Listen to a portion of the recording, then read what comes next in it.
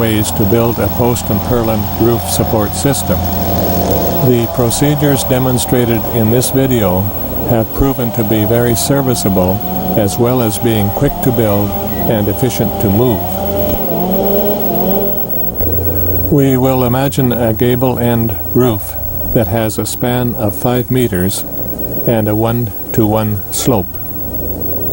The plate log will be as straight as possible and in place with a preliminary notch. The height of the plate log will be close to equal on all 4 corners of the building.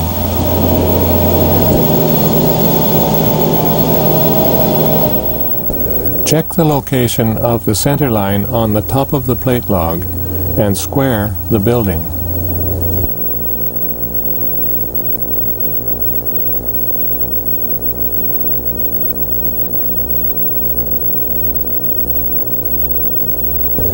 If reference marks were placed on the bottom log at the time the building was started, these marks can be extended to the top log and an accurate location found.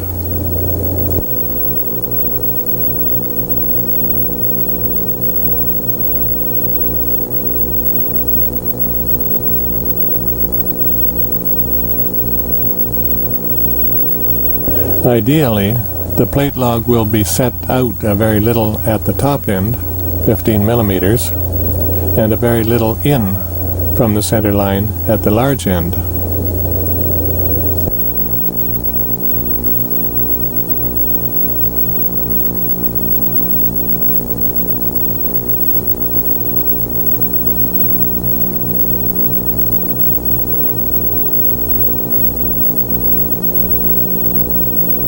The length marks of the wall should match the center line on the gable end wall, and these intersection points should have diagonal measurements that are within 5 millimeters. If the diagonal measurements are not equal, some adjustment of the center lines should be possible. If your work up to this point has been kept under careful control, these points should be easily established. If there are any questions, check all the measurements.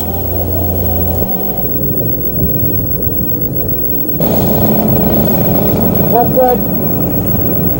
Okay on 100.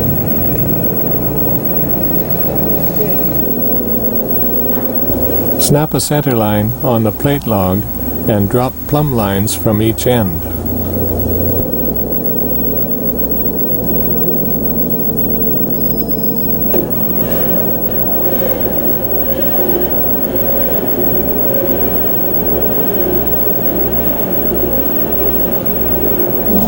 Locate a height mark on each of these plumb lines that is equal distance from the foundation line. This height mark may be a little above or below the top of the plate log, as long as the slope line of the roof intersects the plate log and provides an adequate flat surface.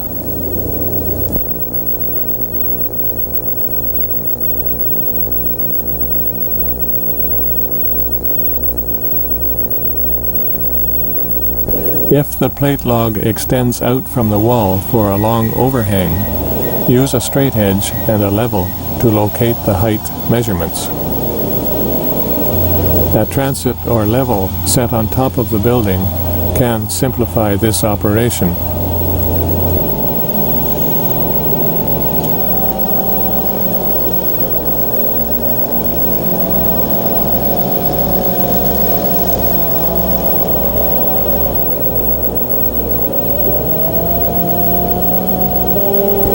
The roof slope can be drawn on the log end either up on the wall or after the log has been removed from the wall. A template can be made to make this layout simpler.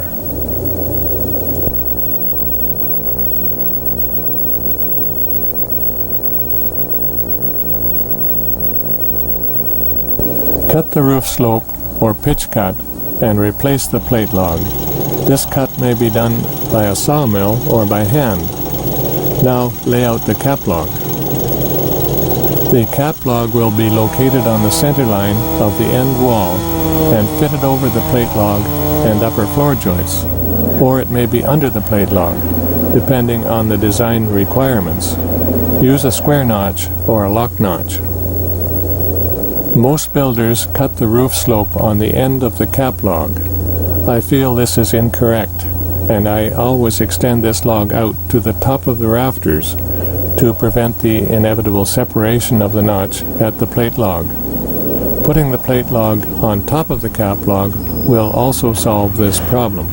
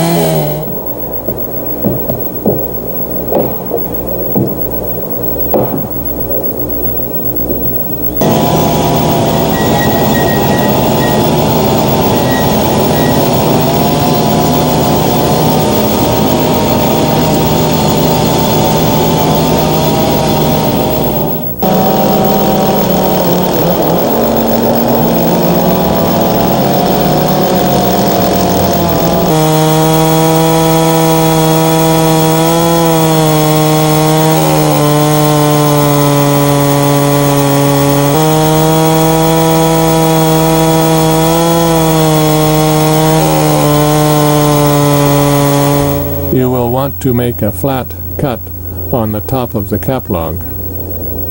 This flat can be almost any height as long as it is sufficiently above the notch, let's say 100 millimeters.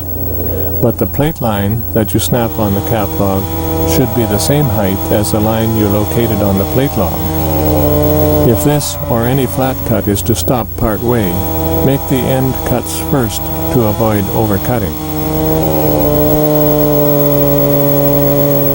Replace the cap log on the building and start work on the ridge and purlins.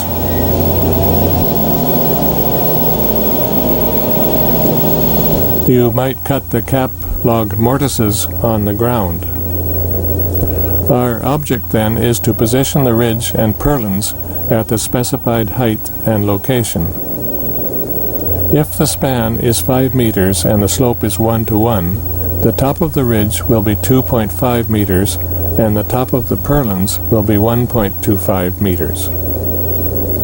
Because we have a flat on the top of the cap log, it is only necessary to determine the height of the post that will support the ridge or purlin. Let's demonstrate this process with a post for the ridge log. Choose a suitable ridge log. A large straight log is the usual choice. Position this log on blocks with any bow up and snap a center line on the top. Draw the slope of the roof on the ends. The apex can be a little above or below the top of the log. Place a level reference line on each end, equal distance below the apex of the slope. This line can be at any height, but an even number will be easier to remember, say 200 millimeters or 250 millimeters. Place lines and do the slope cuts, then roll the log onto its side so that you can snap lines vertically down the length of the ridge for the reference height line. Turn the ridge log over so that the peak is down, then snap a center line on the bottom of the log. Use the plumb lines on the ends to ensure a vertical position.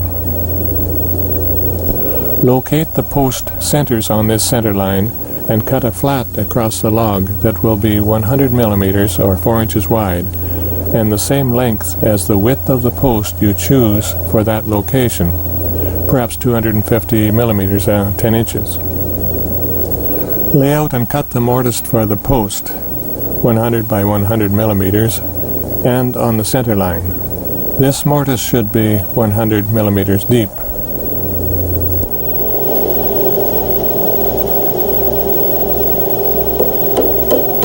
Prepare the post logs by flattening them on each side to a width that will be equal to the framing material plus the sheathing to be used, let's say 150 millimeters or 6 inches. The width of the post itself can be a random measurement. Make sure that the post is long enough.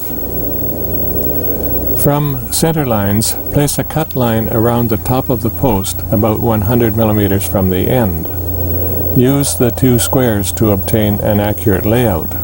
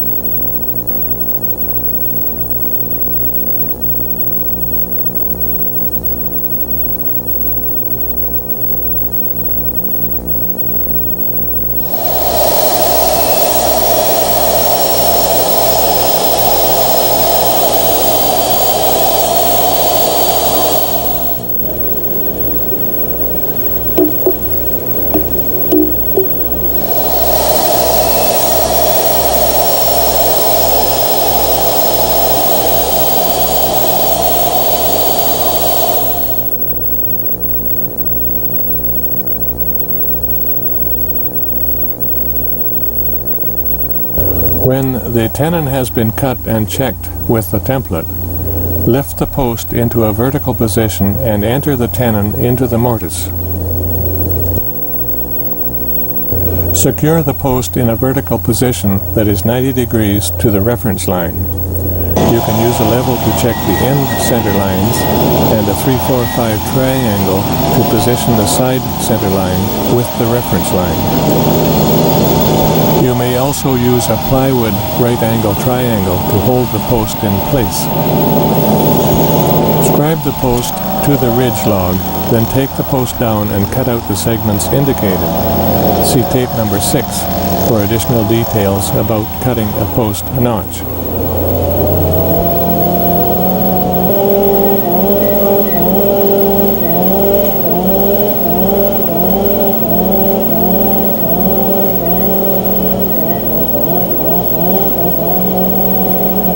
Reposition the post and check the work. The post may be left uncut and a circular segment cut from the ridge instead. This would be a second choice for me.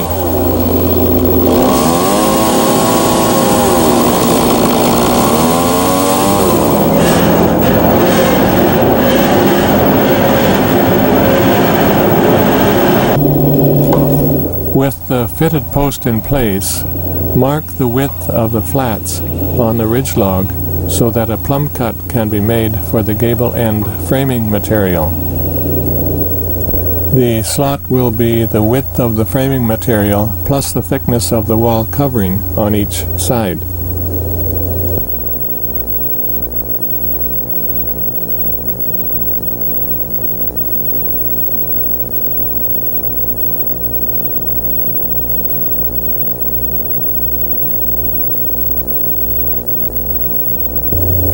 When the post has been fitted to your satisfaction, measure the length from the reference line and place an identifiable mark on the side of the post. This mark will be 2,500 millimeters, less the height of the reference line and less the height of the flat on the cap log above the plate line. If the reference line is 250 millimeters from the apex of the ridge, and the flat on the cap log is 100 millimeters above the plate line, then the length of the post will be 2,500 millimeters less 350 millimeters, or 2150 millimeters long. Cut the end of the post about 150 millimeters longer than this measurement to allow material for the bottom tenon.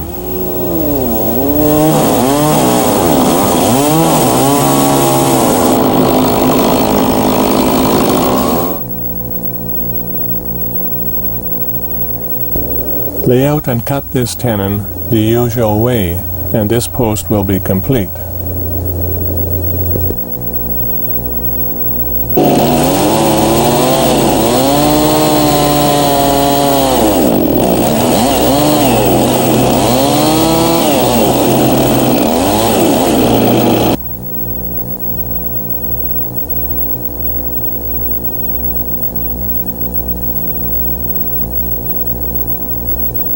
You may wish to dado grooves on the flat side to make a better housing for the sheathing when the structure is finished.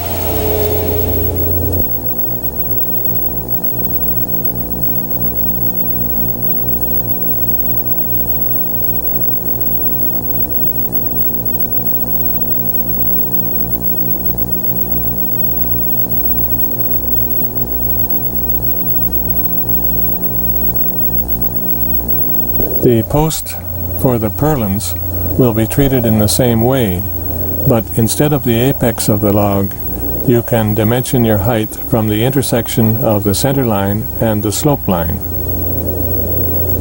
The simple mortises on the top of the cap log can be cut on the building. Unless there are unusual circumstances, these three mortises will be positioned on the center line at the middle and quarter measurements along the cap log, much like the tie beam for a truss. This simple roof structure may now be put in place on the building.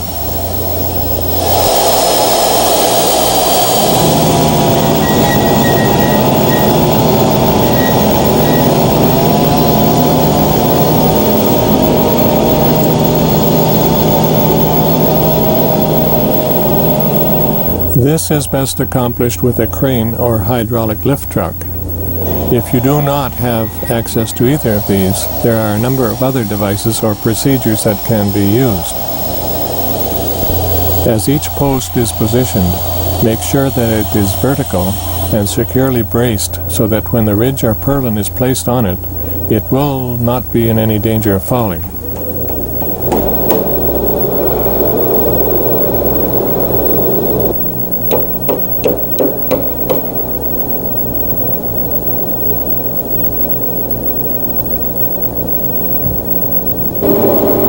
Use slings or straps that are shackled to the lift hook so that there is no danger of losing the ridge piece.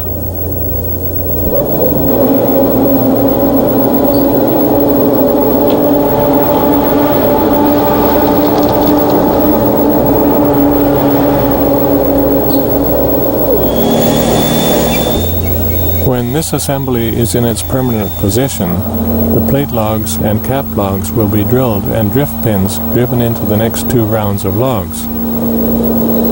There are usually enough window and door locations along with the through bolts at the corners to meet the standard requirement of one fastening every 2 meters. So use these as much as possible.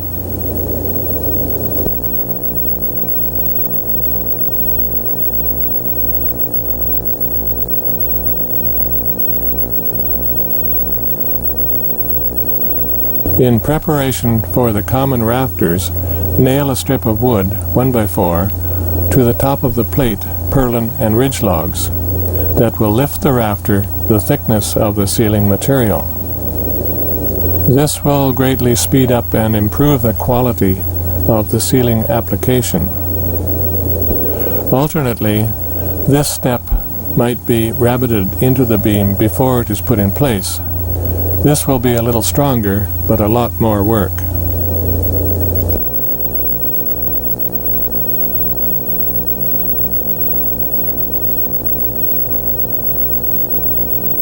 Next, prepare the end of the cap log by cutting it flat on the sides, with a step on the bottom to allow the soffit material to be entered. Common rafters of the design dimension are put in place. They may be notched over a cleat on the plate log or secured with metal nailing clips.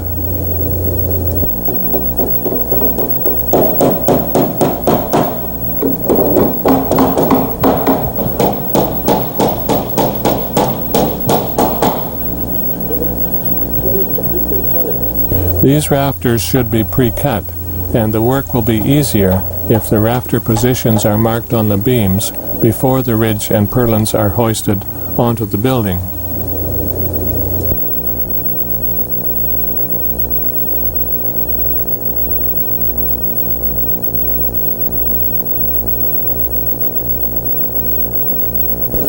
Leave the lower end of the rafter a little long so that it can be trimmed after all the rafters are in place. This will make a straighter eave line. Provide backing for the ceiling material at the gable end. Put one rafter on each side of the cap log and nail a 2x2 flush with the outside edge of these. You should have eave blocking between the rafters at the plate. The eave block should be a size smaller than the rafter to allow ventilation over the insulation. For example, a 2x10 rafter, use a 2x8 eave block.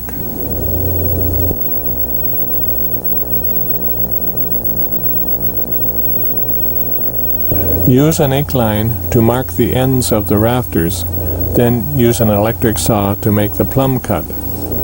Nail the eave board to this.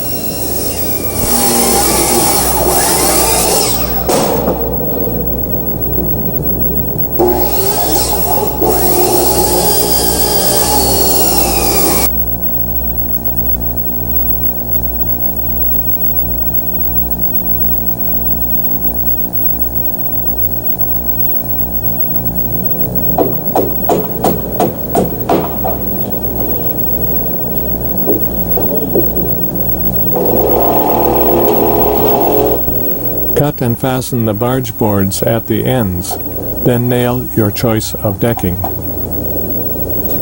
The decking may be 2x4 nailing strips for shakes, shingles, or metal roof, but the space from the end of the rafter to the plate log should be completely decked over.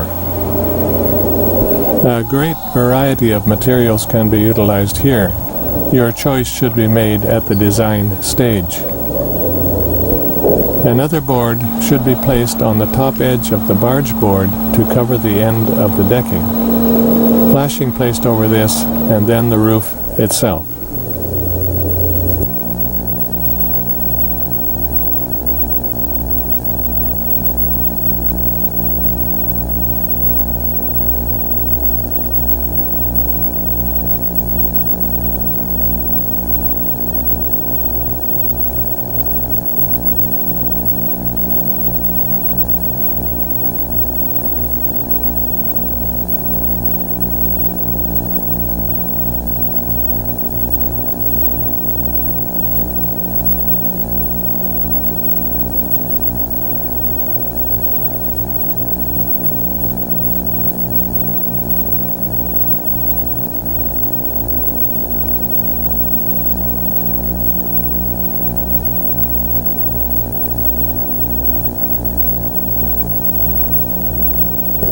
Cedar shakes are a romantic investment, and they will stand up well on a steep roof that is well ventilated.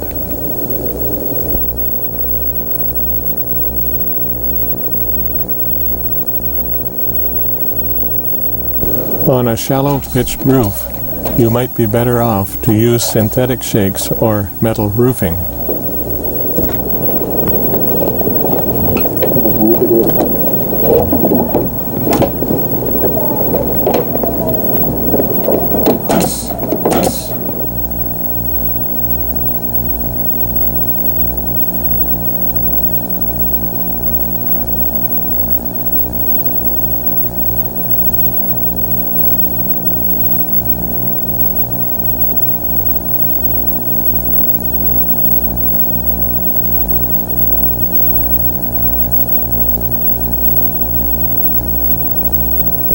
Concrete or clay tile is good, but also should be used on at least a moderate slope.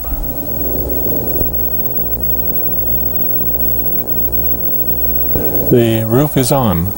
Your work will now be out of the weather.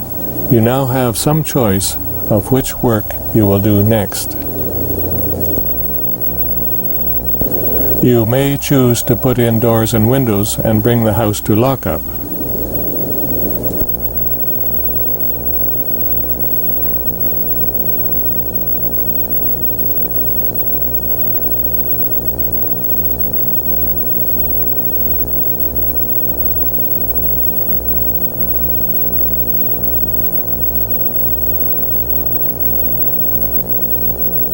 You might do the electrical wiring, the roof insulation and finishing while the house is still ventilated.